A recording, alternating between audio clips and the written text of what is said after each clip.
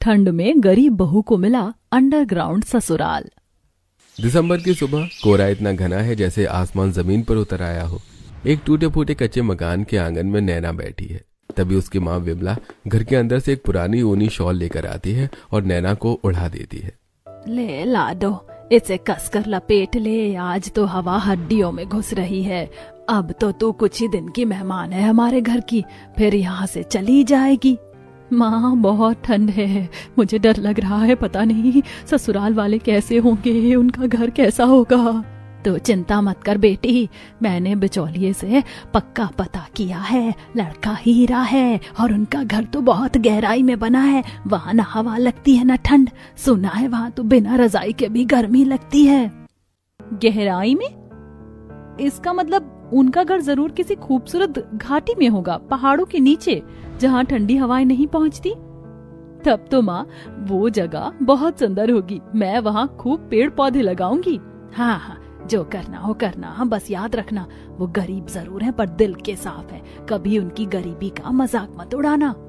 अरे माँ, आप क्यों चिंता करती हैं? आपने ये बातें मुझे रटाई नहीं, बल्कि ये संस्कार मेरी रगों में उतार दिए। मैंने गांठ बांध लिया है कि ससुराल में बड़ों का आदर करना है, हर काम को सेवा समझकर करना है और कभी किसी काम के लिए मना नहीं करना है। और मजाक उड़ाना तो दूर, मैं तो वहाँ सबको इतना प्यार दूंगी कि वो अपनी सगी बेटी को भी भूल जाएंगे। आप देख लेना, आपकी नैना वहाँ सबकी लाडली बनकर रहेगी।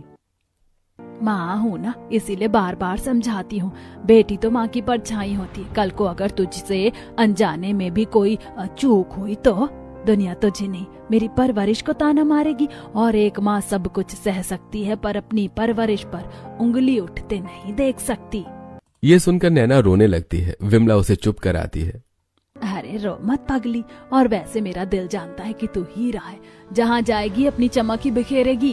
बस मेरी एक बात हमेशा अपने पल्लू से बांध कर रखना, जीवन में चाहे कैसा भी तूफान आए, तू कभी कमजोर मत पड़ना। हालात कैसे भी हो, तू हारना मत मेरी बच्ची, कभी हारना मत, तेरा हौसला ही मेरी जीत है।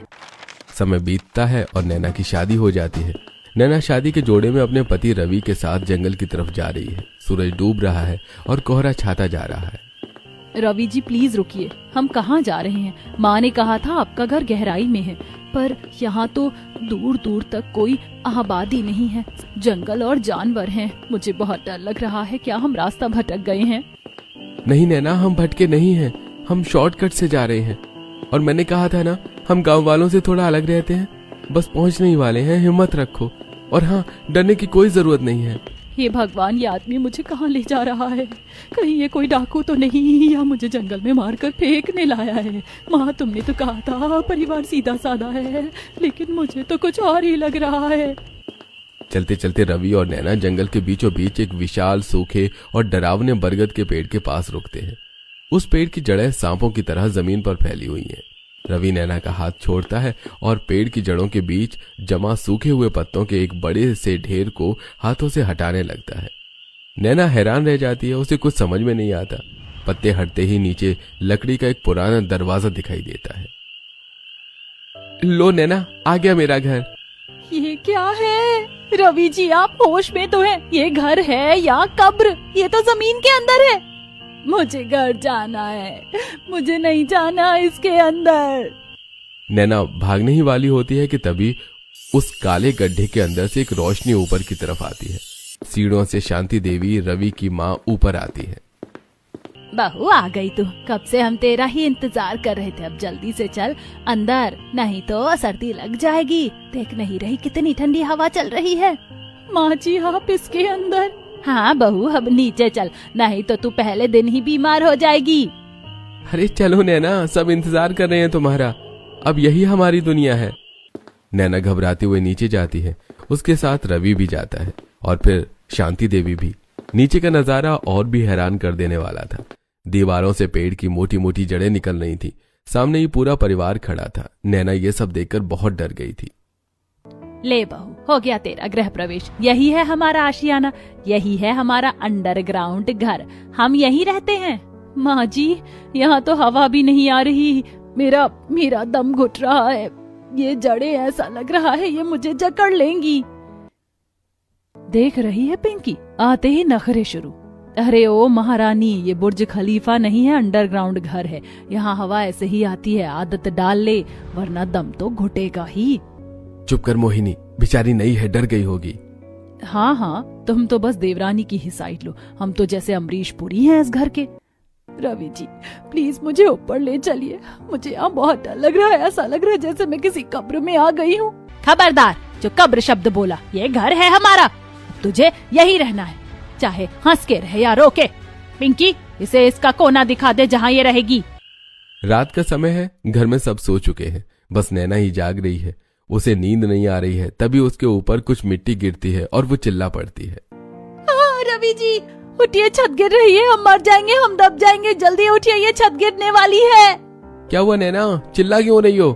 सुनिए, ऊपर से मिट्टी गिर रही है, लगता है अब ये छत भी गिरने वाली है, हम यहीं दब कर मर जाएंगे। मुझे यहाँ नहीं मरना रवि जी, मुझे बहुत डर लग रहा है। नैना मेरी तरफ देखो, ये जंगल है, ऊपर शायद कोई जंगली जानवर चल रहा होगा, इसलिए थोड़ी बहुत मिट्टी झड़ गई है। और वैसे भी ये छत नहीं गिर सकती, हमने इसे मजबूती से बनाया है, हम यहाँ सुरक्षित हैं, तुम घबराओ मत।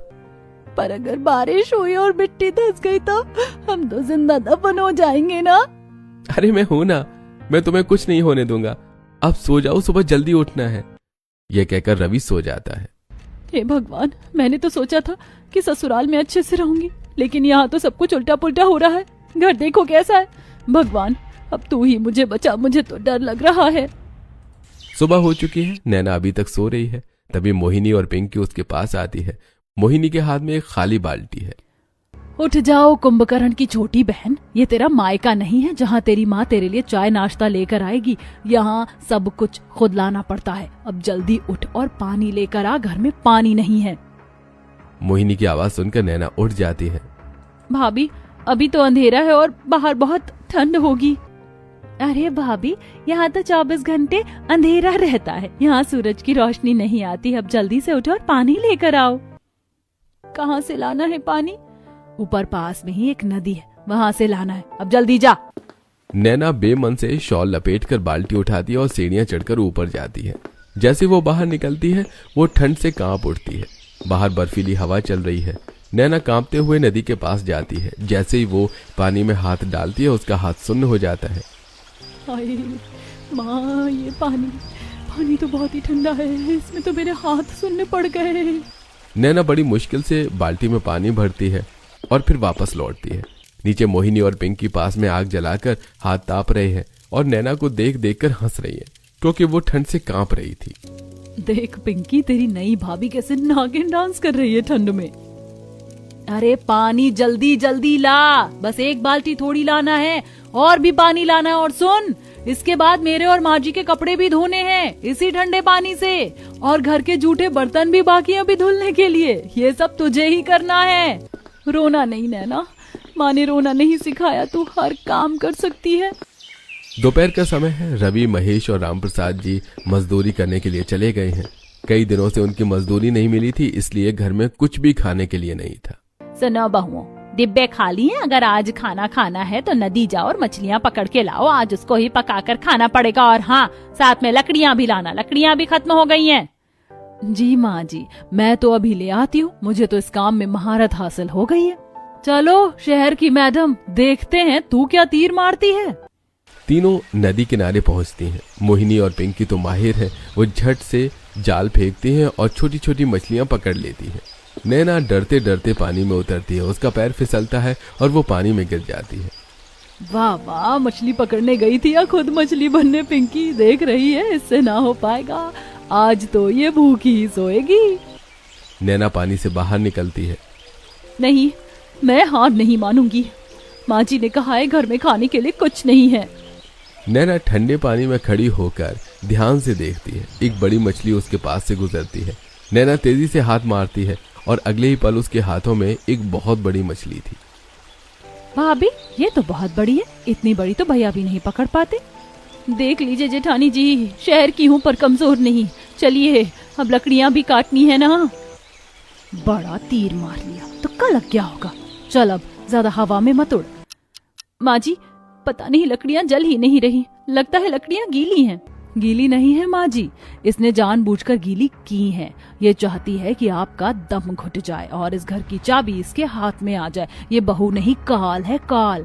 अच्छा, तो ये साजिश है, तू मुझे मारकर राज करना चाहती? निकल जा मेरी नजरों के सामने से। आज तुझे खाना नहीं मिलेगा, तू आज भूखी सोएगी, यही तेरी सजा है। माँ शांत हो जाओ, हो सकता है लकड़ी बाहर ओस में भीग गई हो। तू चुप कर, जोरू के गुलाम। अगर इसने एक भी निवाला खाया तो मेरा मरा मुंह देखेगा। घर में नमक और तेल खत्म हो गया है।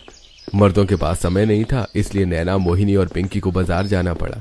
जंगल का रास्ता पथरीला और उबड़ खाबड़ है। बाजार यहाँ से बहुत दूर है। पैदल चलते चलते उनकी हालत खराब हो गई है। वो तीनों एक पेड़ के नीचे रुक जाती हैं और वहीं रुककर बातें करने लगती हैं। हाय दैया, मेरी तो कमर ही टेढ़ी हो गई। ये बाजार है या पाताल लोक का दूसरा दरवाजा? कसम से मेरे पैरों में इतने छाले पड़ गए हैं कि अब मैं कैटरीना नहीं, लंगड़ी घोड़ी लग रही हूँ। सही कह रही हो भाभी, मुझे तो प्यास भी लगी और डर भी लग रहा है। अगर कोई जंगली जानवर आ गया तो हम तो भाग भी नहीं पाएंगे। बस थोड़ी दूर और है, अगर हम रुक गए तो शाम हो जाएगी और अंधेरे में लौटना मुश्किल होगा। सोचिए, घर में सब भूखे होंगे। चलिए, हिम्मत कीजिए। तू तो मदर इंडिया है, तुझे क्या थकान होगी? हे भगवान, अगले जन्म में मुझे अंबानी की बेटी बनाना, ताकि सब्जी लेने हेलीकॉप्टर से जाऊं। इस जंगल की जिंदगी ने तो बुढ़ापा ला दिया है जवानी में। तीनों फिर से चलना शुरू कर देती हैं और बाजार की तरफ बढ़ जाती हैं। नैना ने नोट किया कि उसके ससुर जी को जमीन पर बैठने से घुटनों में तकलीफ होती है। उसे एक आइडिया आता है। बाबूजी को रोज जमीन पर बैठते उठते देखना मुझे अच्छा नहीं लगता। मुझे पता है जमीन पर बैठने से उनको बहुत परेशानी होती है, पर घर में एक ढंग की कुर्सी तक नहीं है। फर्नीचर तो बहुत दूर की बात है, पर रोने से क्या होगा। मेरे पास दिमाग है और जंगल में वो मजबूत बांस और लकड़ियां भी हैं। हाँ, मैं खुद अपने हाथों से बाबूजी के लिए फर्नीचर बनाऊंगी। माना ये काम मेहनत का है, थोड़ा कठिन भी है, पर मैं कर लूंगी। नैना, तू हार नहीं मान सकती, तुझे ये करना ही होगा। जंगल से मजबूत बांस और लकड़ियां जमा करती है। रात को जब सब सो जाते हैं, नैना चुपचाप उठती है और दिए की रोशनी में वो लकड़ियों को छीलती है, उन्हें रस्सियों से बांधती है और घास भरकर गद्दे भी बनाती है। सुबह होती है, घर वाले जागते हैं। सभी घर वाले हैरान रह जाते हैं क्योंकि घर के बीच में एक सुंदर सा बांस का सोफा और एक टेबल रखी थी। अरे भाई, ये क्या चमत्कार है। हम जंगल में हैं या किसी फर्नीचर शोरूम में? ये किसने किया? बाबूजी, ये नैना ने किया है। रात भर जागकर बना रही थी, मैंने उसे देखा था। वाह बहू, तू तो साक्षात विश्वकर्मा निकली। आहा, क्या आराम है। बरसों बाद कमर सीधी करके बैठा हूँ। जीती रहो बेटी। देख रही है, बड़ा मक्खन लगा रही है बुढ़े को। 4 लकड़ियां क्या जोड़ दी, महारानी बन गई। ये सोफा कमर चिड़िया का घोंसला ज्यादा लग रहा है। सही कहा भाभी, छोटी भाभी तो अब अपने आप को बहुत ज्यादा अच्छा दिखाना चाह रही हैं। अंडरग्राउंड होने की वजह से घर में हमेशा गीली मिट्टी और सीलन की अजीब सी बदबू रहती थी, जिससे घर वालों को थोड़ी परेशानी होती थी। उफ, घर की इस सीलन और अजीब सी बदबू से सबका जीना मुहाल हो गया है। सासू माँ और बाबूजी कुछ कहते नहीं है, पर उनके चेहरे पर परेशानी साफ दिखती है। लेकिन हाथ पर हाथ धरे बैठने से तो काम नहीं चलेगा। हाँ, मेरे पास एक आइडिया है, ये सही रहेगा। चल नैना, कमर कस ले, अब जंगल जाना ही होगा। एक बार वो चीजें मिल जाएं, फिर देखना कुछ ही दिनों में ये घर की बदबू से नहीं, खुशबू से महकेगा। नैना जंगल से रात की रानी और जंगली चमेली की एक बेल जड़ समेत उखाड़ लाती है। वो उसे घर में लगाती है। कुछ ही दिनों बाद बेल बड़ी होकर दीवार पर चढ़ जाती है और उसमें फूल खिल जाते हैं और फूलों की खुशबू पूरे घर में फैल जाती है और घर महक उठता है। अरे वाह, आज घर में ये इत्र किसने छिड़का है? ओहो, बड़ी प्यारी खुशबू आ रही है। हाँ, वो सीलन की बदबू तो गायब ही हो गई। माँ जी, वो मैंने फूलों की बेल लगाई थी। मान गई बहू, तूने तो इस जगह को जन्नत बना दिया। अब यहाँ सांस लेने में घबराहट नहीं, सुकून मिलता है। बाहर जंगल में भयानक बर्फीला तूफान आया है, लेकिन जमीन के नीचे माहौल एकदम अलग है। घर के बीच में अलाव जल रहा है। नैना ने दिन भर मेहनत करके जंगल से शकरकंद जमा किए थे, जो अब आग में भुन रहे हैं। पूरा परिवार आग के चारों तरफ गोला बनाकर बैठे हैं और हाथ ताप रहे हैं। लीजिए माँ जी, फूंक फूंक कर खाइएगा, बहुत गर्म है। तो भी खा ले बहू, दिन भर जंगल में भटकती रही थी इसके लिए। हुई माँ, मैं जल गई, पर है बड़ा मीठा। कसम से बाहर वो अमीर लोग ठंड में ठिठुर रहे होंगे और हम यहाँ मजे से पिकनिक मना रहे हैं। माँ ने सही कहा था, ये घर गहराई में है, यहाँ ठंड नहीं लगती। बाहर मौत नाच रही है, पर हम यहाँ सुरक्षित हैं। शायद ये जगह इतनी भी बुरी नहीं है। दोपहर का समय है। मोहिनी, पिंकी और नैना